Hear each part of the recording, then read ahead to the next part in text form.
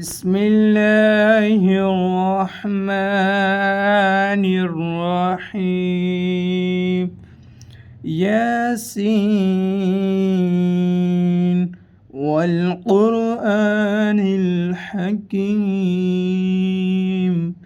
إنك لمن المرسلين على صراط مستقيم تنزيل العزيز الرحيم لتنذر قوما ما أنذر